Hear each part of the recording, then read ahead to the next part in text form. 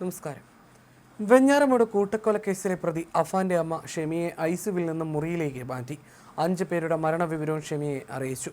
ഉമ്മയെയും ഇളയ മകൻ അഫ്സാനെയും അഫാൻ ആക്രമിച്ചുവെന്ന് മാത്രമായിരുന്നു ഷെമിയോട് നേരത്തെ പറഞ്ഞിരുന്നത്. ഡോക്ടർമാരുടെ നിർദ്ദേശപ്രകാരം ഇളയ മകൻ അഫ്സാൻ ഐസിയുവിലാണെന്നായിരുന്നു പറഞ്ഞിരുന്നത്. മരിച്ച കാര്യം പറഞ്ഞിരുന്നില്ല. ഇത് കേട്ടതോടെ ഷെമിക്ക് ദേഹാസ്വാസ്ഥ്യം ഉണ്ടായിരുന്നു. പിന്നീടാണ് ഇപ്പോൾ 5 പേരുടെ മരണവിവരം അറിയിച്ചിരിക്കുന്നത്. അതേസമയം പിതാവിന്റെ സഹോദരനെയും ഭാര്യയും കൊലപ്പെടുത്തിയ കേസിൽ അഫാനെ 3 ദിവസത്തേക്ക് പോലീസ് കസ്റ്റഡിയിൽ വാങ്ങിയിട്ടുണ്ട്. വെഞ്ഞാറമൂട് പോലീസ് രജിസ്റ്റർ ചെയ്ത 2 കേസുകളിൽ ഒന്നാണ് ഈ കേസ്. അഫാനെ ഇന്ന് കൊലപാതകം നടന്ന വീട്ടിൽ കൊണ്ടുപോയി തെളിവെടുപ്പ് നടത്തും. ലത്തീഫിനെ കൊന്നത് കുത്തുവാക്കുകളിൽ മനന്നൊന്താണെന്ന് അഫാൻ പോലീസിനോട് വെളിപ്പെടുത്തി. കൊലപ്പെടുത്തുന്ന സമയം ലത്തീഫിന്റെ മൊബൈലിലേക്ക് ഒരു കോൾ വന്നിരുന്നു. സംഭവശേഷം പുറത്തേക്ക് ഇറങ്ങി ലത്തീഫിന്റെ ഫോൺ സമീപത്തെ കുഴിയിലേക്ക് വലിച്ചെറിഞ്ഞെന്നും പ്രതി പോലീസിനോട് പറഞ്ഞു. കടം തിരികെ ചോദിച്ച് വീട്ടിലെത്തുന്നവരെ ആക്രമിക്കാൻ ലക്ഷ്യമിട്ടിരുന്നതായും പ്രതി പറഞ്ഞു. കൊലപാതകത്തിന് തടസ്സമായി ആരെങ്കിലും വരുമോ എന്നും ഭയന്നിരുന്നു. ആക്രമിക്കാൻ മുളകുപൊടി ഉൾപ്പെടെ കയ്യിൽ സൂക്ഷിച്ചിരുന്നു. കടം ചോദിച്ച് വീട്ടിൽ എത്താതിരിക്കാനാണ് ചിലർക്ക് കാശ് നൽകിയതെന്നും പ്രതി അഫാൻ നേരത്തെ വെളിപ്പെടുത്തിയിരുന്നു. 4-5 വർഷമായി ഉമ്മയുടെ സാമ്പത്തിക ഇടപാട് പ്രശ്നമായിരുന്നു. കൂട്ടക്കൊല നടന്ന ദിവസം ഷെമിയുമായി വലിയ തർക്കമുണ്ടായിരുന്നു. ഉമ്മ ഷെമിയോട് കടുത്ത പകയുണ്ടായിരുന്നതായും വലിയ സാമ്പത്തിക ബാധ്യതയുണ്ടാകാൻ കാരണം ഉമ്മയാണെന്നും അഫാൻ പോലീസിന് മൊഴി നൽകിയിരുന്നു. അനുജനെ തലക്കടിച്ച് കൊന്നതിലും യാതൊരു കുറ്റബോധവും ഇല്ലെന്നും പ്രതി വെളിപ്പെടുത്തിയിരുന്നു. പോലീസിനോടായിരുന്നു കൊലപാതക വിവരങ്ങൾ അഫാൻ പങ്കുവച്ചത്. തങ്ങളെല്ലാവരും മരിച്ചാൽ സഹോദരൻ അഫ്സാൻ ഒറ്റയ്ക്കായി പോകുമെന്നതിനാലാണ് തലക്കടിച്ച് കൊന്നത്. അതിൽ തനിക്ക് കുറ്റബോധമില്ലെന്നും അഫാൻ പോലീസിനോട് വെളിപ്പെടുത്തി. ഈ കൂട്ടക്കൊലപാതകത്തിന്റെ വിവരങ്ങൾ തെളിവെടുപ്പിനിടെയായിരുന്നു അഫാൻ പങ്കുവച്ചത്. പെൺസുഹൃത്തായ ഫർസാനെ കൊലപ്പെടുത്തിയതിന് പിന്നിൽ പകയായിരുന്നുവെന്നും ഇയാൾ വെളിപ്പെടുത്തിയിരുന്നു. ഉമ്മ ഷെമിയോടും അത്തരത്തിലുള്ള പക മാത്രമാണ് ഉണ്ടായിരുന്നത്. സാമ്പത്തിക പ്രതിസന്ധി മൂലം ജീവിക്കാനാകില്ലെന്ന് വന്നതോടെയായിരുന്നു കൃത്യത്തിന് മുതിർന്നതെന്നായിരുന്നു പ്രതിയുടെ വാക്കുകൾ.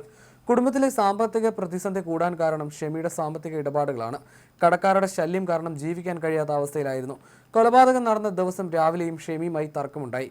അഫാന്റെ ആർഭാട ജീവിതം കാരണമാണ് കുടുംബത്തിന് ഈ അവസ്ഥ വന്നതെന്ന് ഷെമി പറഞ്ഞത് പക ഇരട്ടിപ്പിച്ചു. ഇതോടെയാണ് ഇവരെ എല്ലാവരെയും വകവരുത്താൻ തീരുമാനിച്ചത്. ഇനി മുന്നോട്ട് പോകാൻ കഴിയാത്ത വിധം കടം വന്നതിനാലാണ് എല്ലാവരെയും കൊലപ്പെടുത്താൻ തീരുമാനിച്ചത്. അമ്മ ഷെമി സഹോദരിയുടെ കയ്യിൽ നിന്നും 30 പവൻ സ്വർണം വാങ്ങി പണയം വെച്ചിരുന്നു. അവരുടെ വീടിന്റെ ആധാരവും വാങ്ങി പണയം വെച്ചു. അമ്മയുടെ സഹോദരിയുടെ മകളുടെ വിവാഹത്തിനായി ഇതെല്ലാം തിരികെ നൽകണമായിരുന്നു. അതിനൊരു വഴിയും ഉണ്ടായിരുന്നില്ല. ഇതിനു പുറമെ പിതാവിന്റെ സഹോദരന്റെ കയ്യിൽ നിന്നും 10 ലക്ഷം രൂപ വാങ്ങി.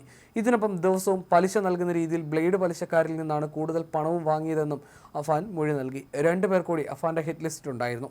ഇത് അമ്മയുടെ സഹോദരിയും മകളുമാണെന്നും നേരത്തെ അഫാൻ പോലീസിനോട് വെളിപ്പെടുത്തിയിരുന്നു. 2.5 ലക്ഷത്തിന്റെ ബൈക്കും പിന്നീട് കാറും വാങ്ങിയതോടെയാണ് കടം നൽകിയവർ സമ്മർദ്ദം ചെലുത്തിയത്.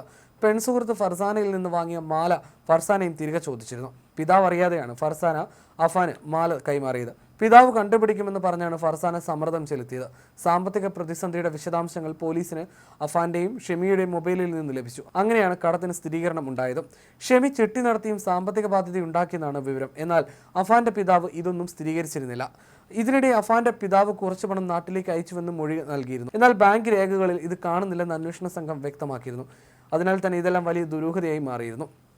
മുത്തശ്ശി സൽമ ബീവി കൊല്ലപ്പെട്ട പാങ്ങോട്ടുള്ള വീട്ടിലും തുടർന്ന് സഹോദരനെയും പെൺസുഹൃത്തിനെയും കൊലപ്പെടുത്തിയ വെഞ്ഞാറമൂട്ടിലെ വീട്ടിലെത്തിച്ചുമായിരുന്നു പോലീസ് കഴിഞ്ഞ ദിവസങ്ങളിൽ വലിയ സുരക്ഷയിലെത്തിച്ച് തെളിവെടുപ്പ് നടത്തിയത്. കുറ്റബോധമോ ഭാവഭേദമോ ഇല്ലാതെയായിരുന്നു ക്രൂരകൃത്യം ചെയ്ത സ്ഥലങ്ങളിൽ അഫാൻ പെരുമാറിയത്. മാതാവ് ഷെമിയുടെ കഴുത്തിൽ ഷാള് കുരുക്കി ചുവരിലടിച്ച രീതി കാട്ടിക്കൊടുക്കുകയും ചെയ്തു. കൊടും ക്രൂരത അരങ്ങേറിയ സ്വന്തം വീട്ടിലും തീർത്തും അക്ഷോഭ്യനായിട്ടായിരുന്നു അഫാൻ പോലീസിനൊപ്പം കയറിയത്.